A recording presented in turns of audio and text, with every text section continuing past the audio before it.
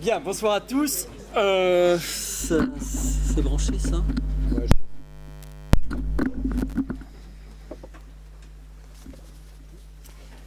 Bien, alors on a prévu de vous parler de l'espace sous la forme d'une question. L'espace, comment en sortir? Question éminemment paradoxale, bien sûr. Voilà comment nous allons fonctionner. J'ai prévu la trame d'une réflexion et qui se déroulera en un certain nombre de moments d'analyse.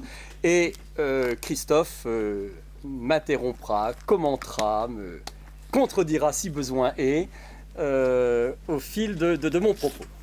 Alors vous avez tous remarqué qu'une question comme celle-ci, l'espace ou comment s'en sortir, disons-le, elle est franchement insensée.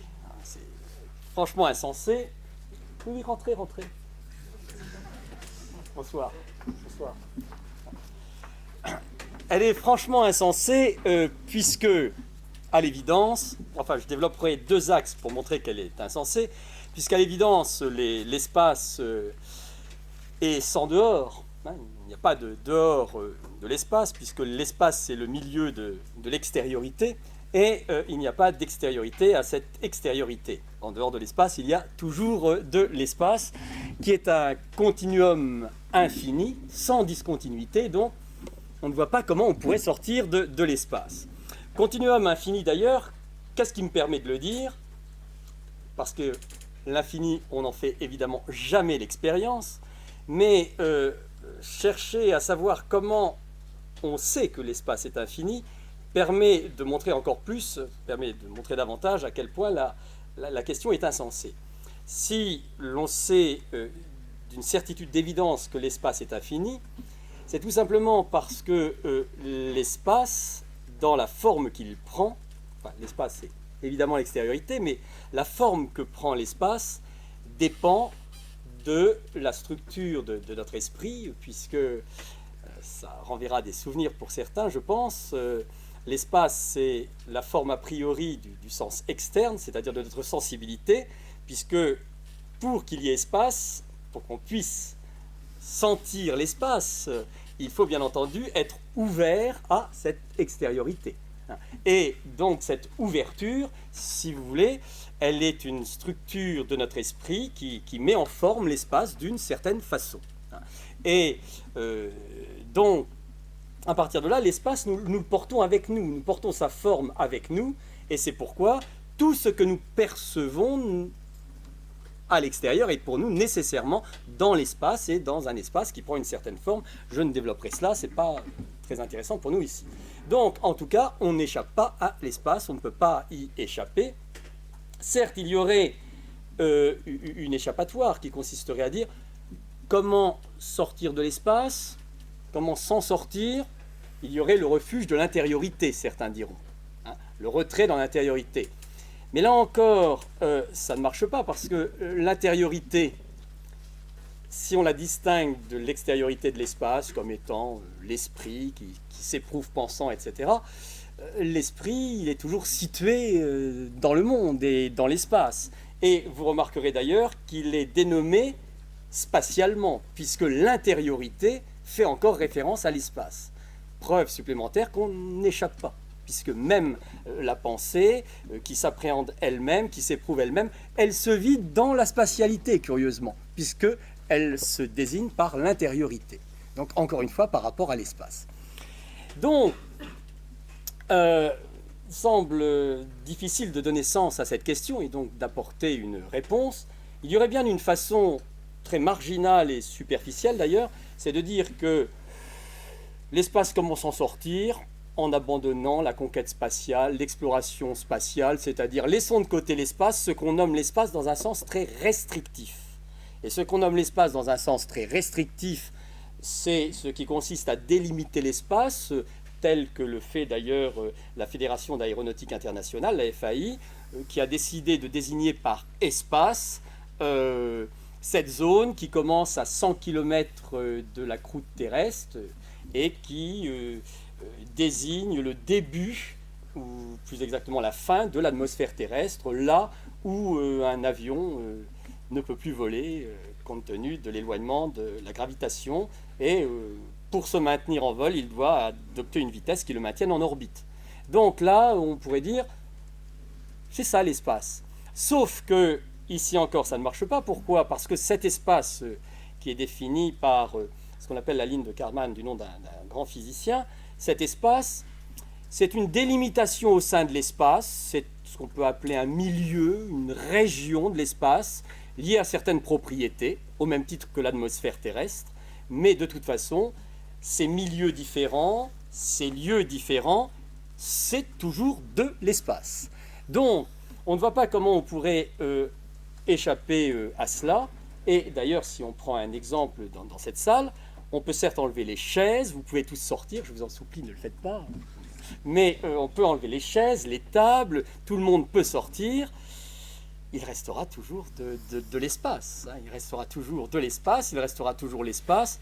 Et d'ailleurs, ça peut nous aider à préciser ce qu'est l'espace, dans la nomination du moins.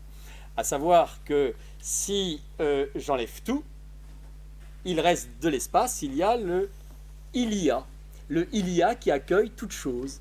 Et donc on peut très bien définir l'espace comme le il y a, le milieu des phénomènes, le il y a donc sans plus de précision.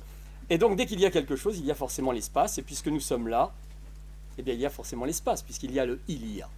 Donc, impossibilité de se sortir de l'espace, et nous pourrions, après ce premier axe visant à montrer le caractère insensé de la question, montrer que la question est d'autant plus insensée qu'elle ne se pose même pas.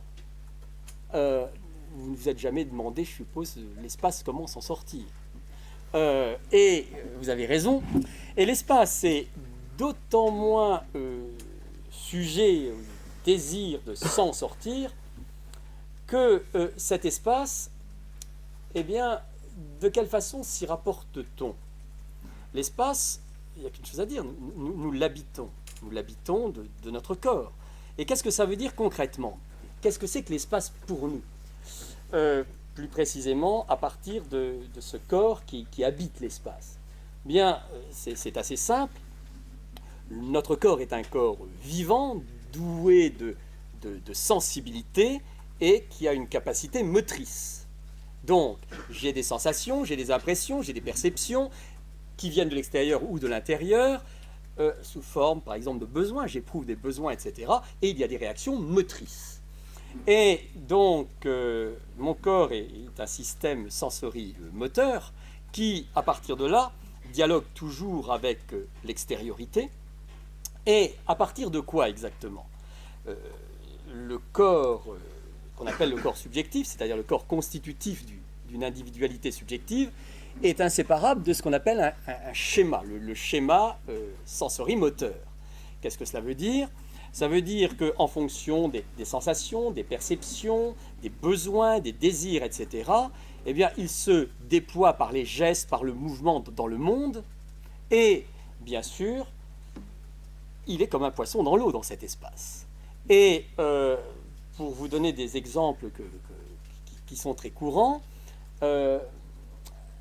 une femme avec un chapeau à plumes, eh bien, elle ne procède à aucune évaluation objective, à aucune mesure objective de la hauteur de la porte pour baisser la tête et que son chapeau ne tombe pas ou que la plume ne heurte pas le... Donc, ça veut dire que tout l'espace est intériorisé par le schéma sensorimoteur et que, en fait, il y a une intériorisation du volume du corps, des possibilités d'action du corps se rapportant au monde. Donc, à partir de là, l'espace, il ne nous apparaît même pas comme tel. Et tout ce qui est dans l'espace pour moi, a une signification, simplement ce qu'on appelle une signification motrice. Si vous prenez cette bouteille dans le vide de l'espace, eh bien, par sa forme, vous voyez bien qu'elle dessine la possibilité de ce geste pour la saisir, et il n'y a aucune réflexion, il n'y a aucune évaluation objective. Donc on est dans l'espace comme un poisson dans l'eau. Ce qui veut dire que l'espace, mais je ne le thématise pas. Je ne le thématise pas au sens où il ne m'apparaît pas comme un thème questionnant mon existence, comme un thème de réflexion, comme un thème de réflexion. C'est pour cela d'ailleurs qu'on peut même s'étonner, à partir de là, que nous pensions à l'espace. À la limite, il n'y a même pas à y penser. Et donc, s'il n'y a même pas à y penser, pourquoi se poser la question d'en sortir? Donc, la question apparaît comme profondément insensée. Est-ce que tu as des commentaires à faire, des points de désaccord? Non, pas du tout, pas du tout. Non, la seule chose, c'est, je pense... Non, il n'est pas un faire-valoir narcissique, tu n'es pas là pour opiner. Hein. Non, mais je pense simplement à nos élèves. Il y a une phrase de Pérec qui est quand même assez jolie sur le Ilia. C'est quoi l'espace comme milieu du surgissement, le Ilia. Pérec, alors malheureusement j'ai oublié dans quel texte, mais ça doit se trouver assez facilement. Donc, où il dit en fait, quand on veut chercher à décrire l'espace, c'est décrire ce qui se passe quand il ne se passe rien. C'est pas dans Espèce d'espace? Non, c'est pas dans l'espace d'espace, c'est dans la tentative de description d'un lieu parisien, quelque chose comme ça, où il dit voilà, l'espace, enfin décrire l'espace, c'est décrire ce qui se passe quand il ne se passe rien. Et ça, je pense surtout à nos élèves, ça pourrait être pas mal, si vous voulez, pour essayer de pointer, par exemple sur dire l'espace, dire ce qui se passe quand il ne se passe rien, c'est aussi une manière de dire l'espace. Et la deuxième chose que tu m'as évoquée, en parlant d'être dans l'espace comme un poisson dans l'eau, je pense à ce que Kafka écrivait, je crois, à sa sœur, je me sens comme un poisson. Pour pointer non pas précisément cette incroyable familiarité avec son milieu, mais au contraire l'incroyable étrangeté qui peut être la nôtre en face de quelque chose que nous ne comprenons pas. Voilà, donc évidemment dans l'espace nous sommes comme un poisson dans l'eau, nous sentons peut-être l'espace comme un poisson se sent dans l'eau, mais il y a quand même une étrangeté radicale à savoir comment sent un poisson. Et ça pourrait être pas mal, je pense encore une fois à nos élèves, ça pourrait être pas mal en fait de pointer cette étrangeté de l'espace comme un poisson qui ne sait pas exactement comment il se sent. Hein, je pointe une étrangeté radicale de l'expérience de l'espace. Oui, et ça on en parlera à la fin justement, Ouais. puisque l'espace ne peut apparaître que sur le mode de l'étrangeté. Mais on verra comment. Alors, pour aller plus loin, eh bien... Pour essayer de découvrir un sens à la question, il y a quand même quelque chose qui est évident, c'est qu'il n'y a qu'une façon de s'en sortir de l'espace, c'est de mettre fin, d'une certaine façon, à ces jours. C'est la seule façon de s'en sortir. Vous êtes bien avancé. Et ça me fait penser à un texte que j'aime beaucoup et dont j'ai parlé avec certains. C'est le livre de Stefan Zweig, La pitié dangereuse. Livre que j'aime beaucoup, auteur que j'apprécie beaucoup. Et je voudrais rappeler, pour ceux qui ne connaissent pas cet ouvrage, une scène dont j'ai parlé encore une fois avec certains. Donc c'est l'histoire d'un officier de l'armée austro-hongroise qui séjourne dans une ville de garnison et qui est invité par une famille aristocratique pour une soirée mondaine. Et le héros, cet officier, s'appelle Anton, participe à la soirée et dans un premier temps, il danse la valse bien sûr, et il a un extraordinaire bonheur à danser.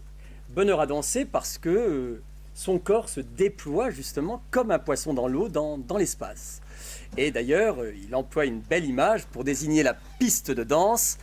Il parle de la piste céleste de la danse, donc, encore une fois, un obstacle qui est comme le milieu de ma liberté, le milieu de déploiement de mon corps, et finalement, ce qu'on peut appeler la forme de ma puissance, puisque ma puissance se déploie dans l'espace sans difficulté.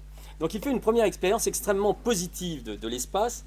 Et puis à un moment, il a un sentiment de malaise qui est un malaise social parce qu'il s'est aperçu qu'il avait tellement bien dansé qu'il avait oublié d'inviter la fille de la maison, Edith.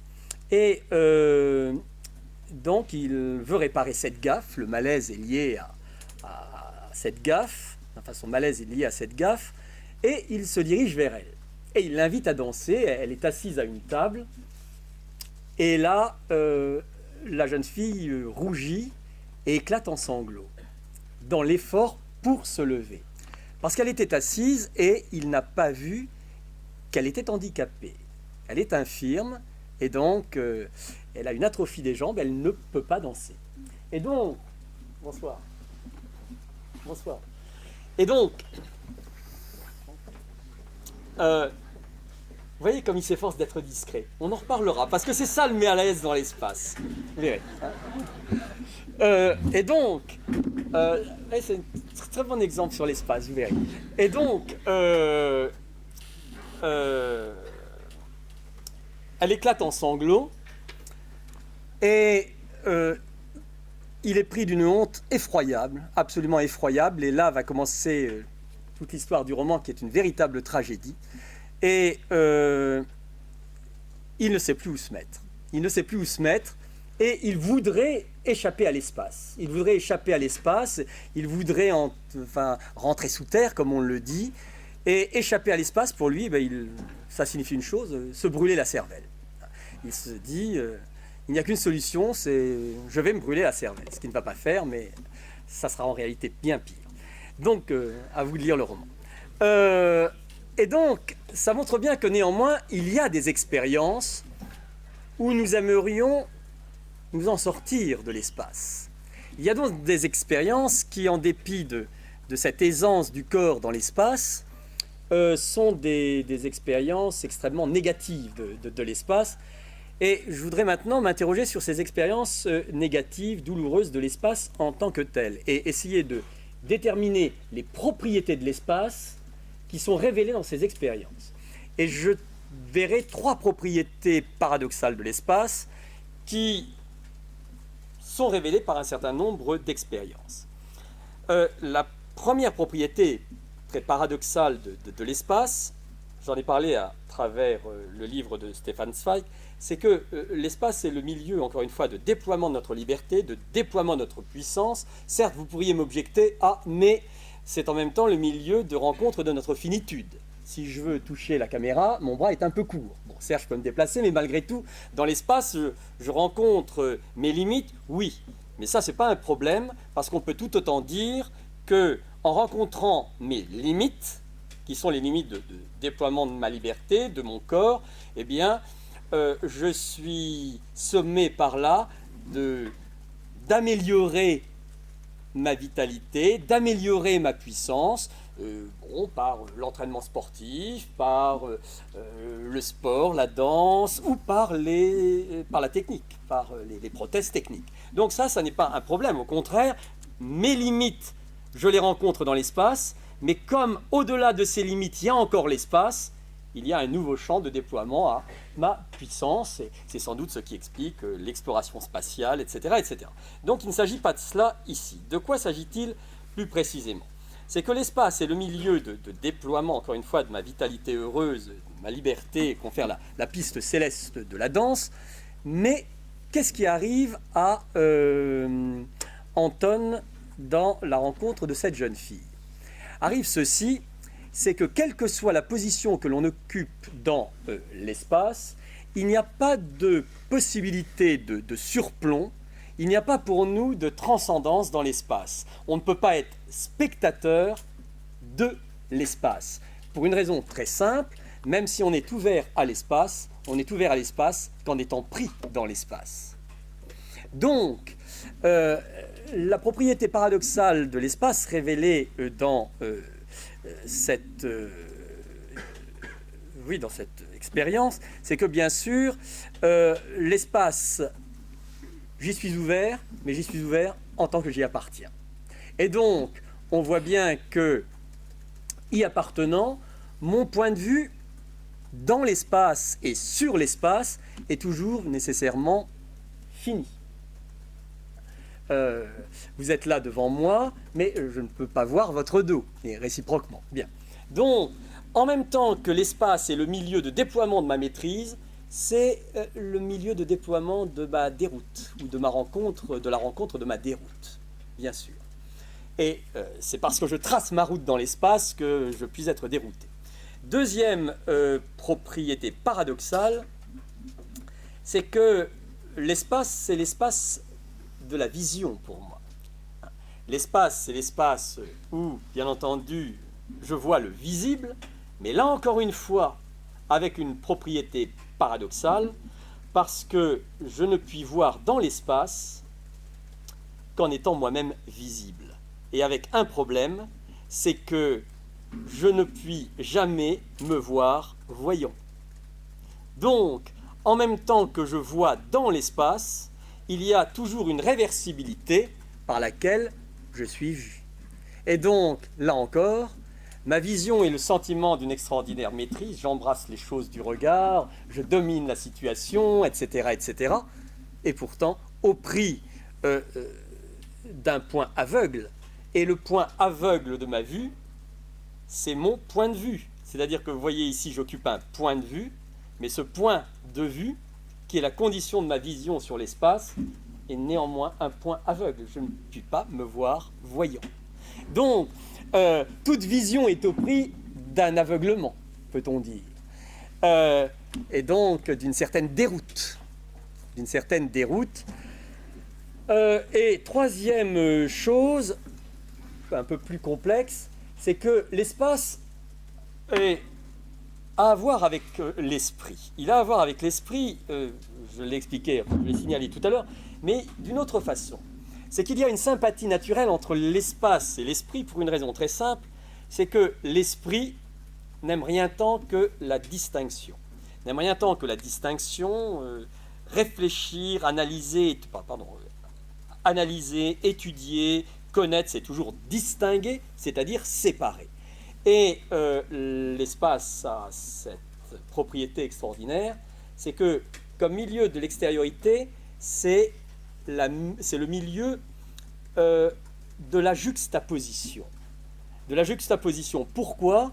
Parce que dans l'espace, rien ne peut à un même instant occuper une place en même temps qu'autre chose. Vous voyez bien que si je pose cette bouteille ici, mes lunettes ne peuvent pas occuper la place de la bouteille. Donc, toute position est exclusive de tout autre. Toute position dans l'espace est exclusive de tout autre. C'est pourquoi l'espace, c'est le milieu de la distinction, parce que c'est le milieu de la séparation. Donc, chaque portion d'espace est distincte de tout autre. Dans l'espace, on a envie de dire, il n'y a pas de confusion possible. Et c'est d'ailleurs pourquoi, dans son exigence de clarté, vous le savez bien, nous spatialisons. Quand on veut y voir clair, il suffit de spatialiser. C'est ainsi, par exemple, l'exemple canonique que l'on donne à cet égard, c'est le cas du temps. Nous spatialisons le temps pour le mesurer linéairement, et donc, en le spatialisant, nous pouvons découper, distinguer, etc. Donc, l'emploi du temps, même chose, l'organigramme, enfin, toutes les spatialisations sont des clarifications. Et toute clarification est une spatialisation. Sauf que si l'esprit aime distinguer, l'esprit aime unifier en même temps. Qu'est-ce que cela veut dire ? Il aime unifier et articuler. Qu'est-ce que ça signifie ? Ça signifie que, bien sûr, il y a différents arbres qui ne sont pas confondables dans l'espace, mais l'esprit unifie la diversité des arbres sous l'unité des concepts. Il y a le concept d'arbre qui unifie tous ces objets qui sont répartis, dispersés dans l'espace. Et si l'esprit aime unifier, après avoir distingué, l'esprit aime également articuler. C'est-à-dire que, par exemple, dans un espace, on peut établir tout un système de relations plus ou moins nécessaires entre différents éléments selon un système de relations. Et d'ailleurs, on peut montrer que tout milieu est un système de relations. Qu'est-ce qui distingue le milieu aquatique du milieu forestier ? C'est un ensemble de relations entre des éléments.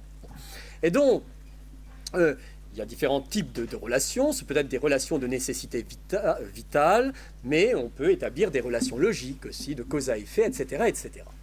Et en l'occurrence, par exemple, le milieu aquatique, le milieu forestier, vous avez des relations de nécessité vitale, mais qui sont également des relations de cause à effet. Donc, l'esprit semble en sympathie avec l'espace, puisque, encore une fois, l'esprit aime clarifier, distinguer, et que l'espace permet la distinction, puisqu'il est l'ennemi de toute confusion. Mais en même temps, il y a un petit problème parce que l'esprit aime unifier et articuler. Or, qu'est-ce qui se passe dans l'espace? Eh bien, l'espace étant l'ordre de la juxtaposition, il exclut l'unification. Et je vais vous en donner des exemples. Il exclut la confusion. Et donc, l'unification, puisque l'unification est aussi littéralement une confusion. On confond les éléments les uns dans les autres. Prenons un exemple très simple, soit le cas de deux jumeaux, deux parfaits jumeaux. Rien ne permet de les distinguer, des vrais jumeaux. Et même l'analyse génétique ne permettra pas de les distinguer si ce sont de vrais jumeaux. Et d'où, bien sûr, l'idée, il peut aller passer les concours à ma place parce qu'il est meilleur à telle épreuve et moi je suis meilleur à telle épreuve, etc., etc. Sauf qu'il y a bien sûr un critère qui permet de les distinguer, c'est de les réunir tous les deux. S'ils sont réunis tous les deux, ils ne se confondent pas puisqu'ils n'occupent pas la même place dans l'espace. Autre exemple, ces deux mains, main gauche, main droite, au plan de la définition, c'est rigoureusement la même chose pour l'esprit. Et pourtant, ces deux mains dans l'espace ne peuvent jamais se superposer, ne peuvent jamais se confondre. Donc l'espace, vous voyez bien, à partir de là, quelque part, il a à voir avec l'esprit, il est un milieu favorable à l'esprit, mais en même temps, l'esprit rencontre des difficultés. Quelles difficultés? Eh bien, c'est que l'espace, c'est le milieu de manifestation de la singularité des êtres. Là, encore une fois, deux jumeaux sont parfaitement identiques, mais il y a au moins une chose en quoi ils ne sont pas identiques, c'est qu'ils existent séparément, distinctement, irréductiblement. Donc l'espace, c'est le milieu de la singularité des phénomènes, c'est-à-dire le milieu de la dispersion des êtres, qui ne se rassemblent jamais en une unité, qui ne s'absorbent jamais en une unité, quelle qu'elle soit. Donc, il y a là, dans l'espace, encore une fois, un auxiliaire à notre maîtrise, distinction, etc., et une limite.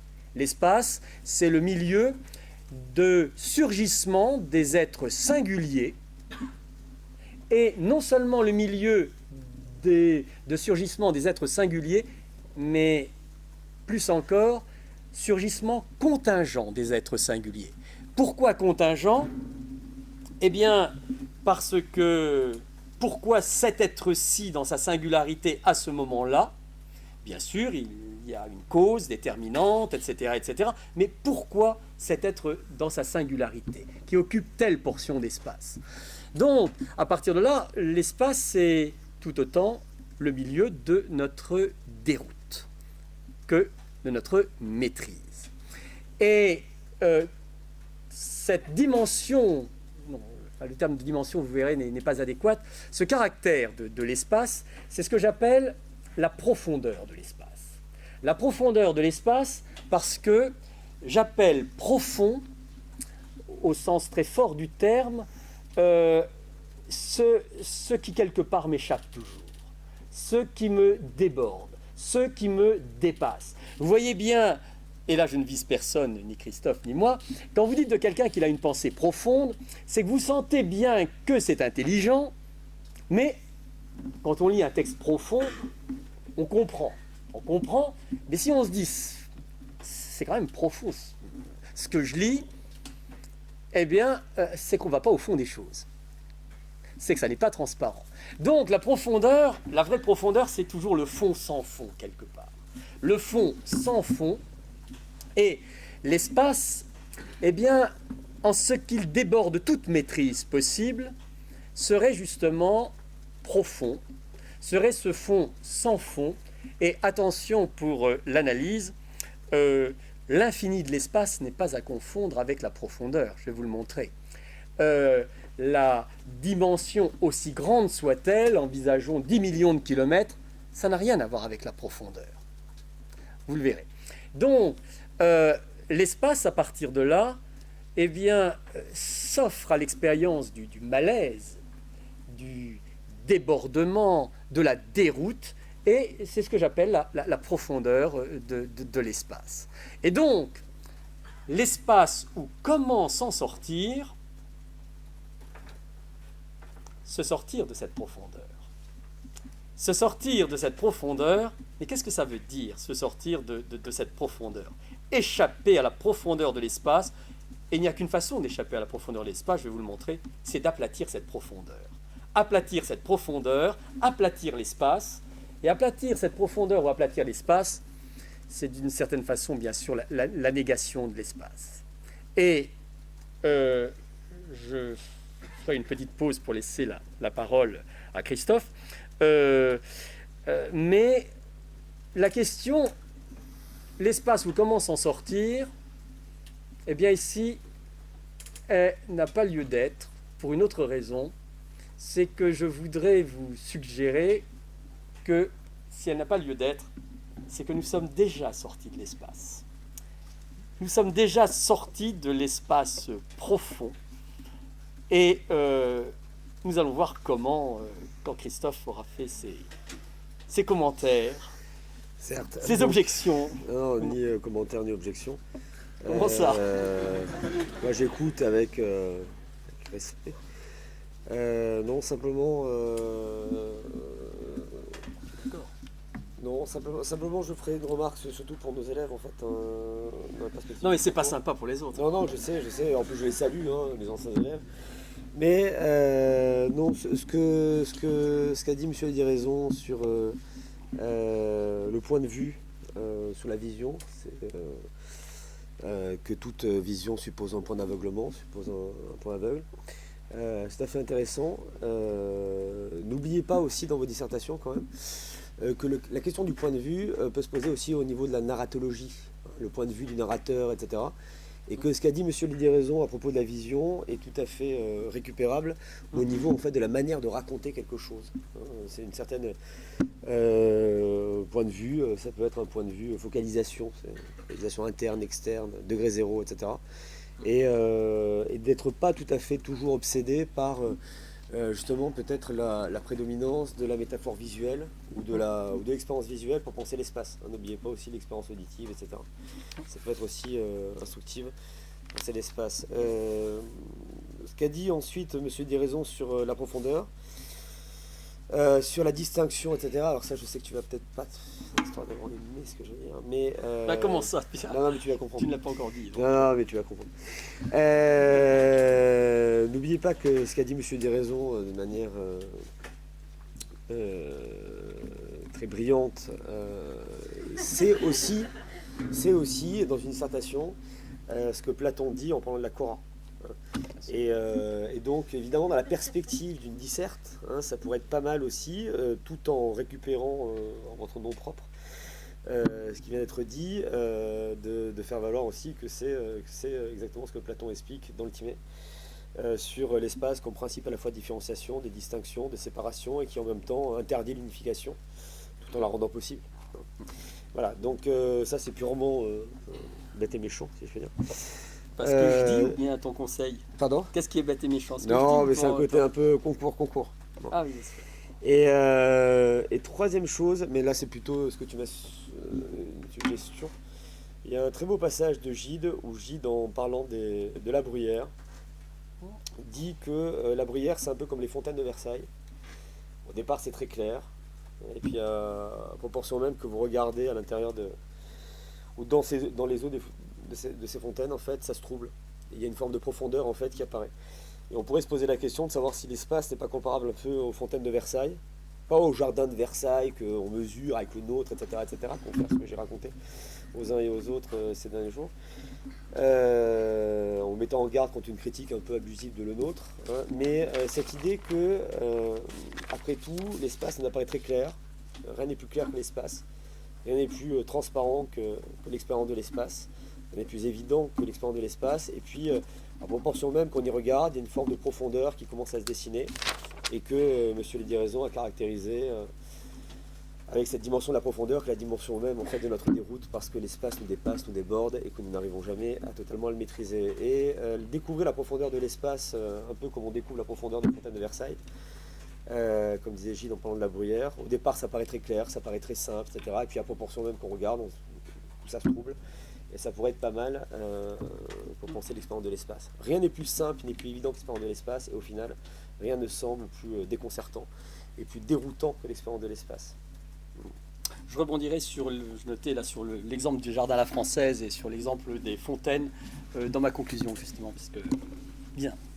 Alors, bien puisque tu parlais de la Cora chez Platon là dans le Timée, juste pour ceux qui ne connaissent pas ces éléments techniques, dans le Timée, enfin bon, c'est très simple. Je renvoie à vos souvenirs de Platon, mais c'est extrêmement simple. Pas tous. Il n'y a pas de dieu créateur chez Platon, mais il y a un démiurge qui est un super artisan qui organise le cosmos comment? En contemplant un modèle intelligible des idées, hein, des idées, et en pétrissant la matière, en mettant en forme la matière en fonction de ses idées. Ça veut dire une chose toute bête, s'il y a des arbres, alors je prends un exemple un peu archaïque, primaire, c'est bien parce qu'il y a eu l'idée d'arbre et il met en forme la matière en fonction de ses idées. Sauf que bien entendu, c'est ce qui explique qu'on puisse identifier des formes dans le monde sensible et qu'il y ait un certain ordre. Sauf que il manque quelque chose à tout ça, il manque le milieu pour accueillir ces réalités sensibles qui ont des formes, et c'est ce que Platon nomme la Cora. Bien.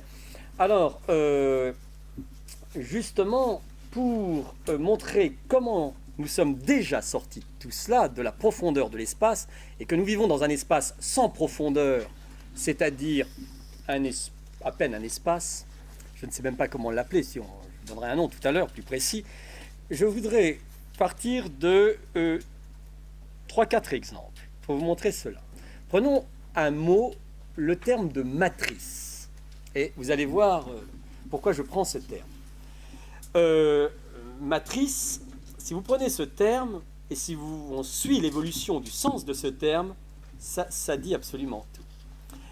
Matrix en latin, comme le titre du film, Matrix. Matrix, ça désigne en latin l'utérus. L'utérus, c'est-à-dire le fond nourricier qui porte à l'être. Ce fond qui d'emblée est, dans l'imaginaire, perçu comme très obscur. D'où d'ailleurs tous les fantasmes masculins terrifiés concernant la féminité, la sexualité féminine, le mystère féminin comme puissance d'engendrement, fond qui porte à la vie. Le rejet des sorcières n'a pas d'autre source que cette méfiance, cette peur à l'égard, bien entendu, du mystère féminin qui porte à l'être. Donc, Matrix, c'est l'utérus. Bon. Deuxième sens historiquement de Matrix, le moule, le porte-empreinte, bien, qui permet de reproduire une empreinte. Troisième sens, et là tout bascule, vous allez voir, c'est le sens mathématique. C'est le sens mathématique, hein, donc vous savez bien que en mathématiques, une matrice, c'est, si je me souviens bien, un ensemble NP de nombres qu'on peut un peu visualiser à travers un tableau à double entrée, N et P. Et donc, vous voyez bien déjà la profondeur ici, alors que la matrice, c'est un fond sans fond, un obscur fond. Là, la matrice, ça devient quoi? Ce qu'on met à plat avec un tableau à 2 entrées. Et aujourd'hui, le terme de matrice s'est employé cadastre, hein, la matrice cadastrale. Et la matrice cadastrale, c'est un tableau à double entrée, les parcelles, les propriétaires, etc. Bien, donc, vous avez le passage d'une profondeur à une mise à plat. Une mise à plat. Et donc, c'est une première chose. Deuxième exemple, au XVIIIe siècle, deux Anglais, deux frères, dont vous avez sans doute entendu parler, au moins de l'un d'entre eux, les frères Bentham, Samuel et Jérémie. Jérémie qui est philosophe utilitariste de la fin du XVIIIe, et Samuel, son frère, qui est architecte, vont concevoir le projet suivant. Samuel est un homme des Lumières, donc épris d'humanisme philanthrope, pas toujours innocent, parce que bien sûr, il se lance dans un projet de rationalisation de la production industrielle. Et de rationalisation de la production industrielle, mais avec de bonnes intentions humanistes.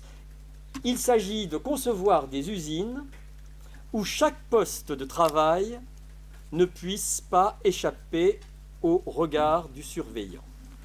Mais avec des perspectives très humanistes, hein, tout simplement pour diminuer les accidents du travail et, bien entendu, accessoirement, augmenter le rythme productif. Et donc, il conçoit le projet du panopticon, du panoptique. Et le panoptique, qu'est-ce que c'est? C'est un système de visibilité qui se voudrait une visibilité totale. Aucun angle mort, aucune possibilité d'échapper au regard du surveillant, qui serait donc dans l'espace, curieusement, dans une posture d'absolue transcendance, puisqu'il verrait tout.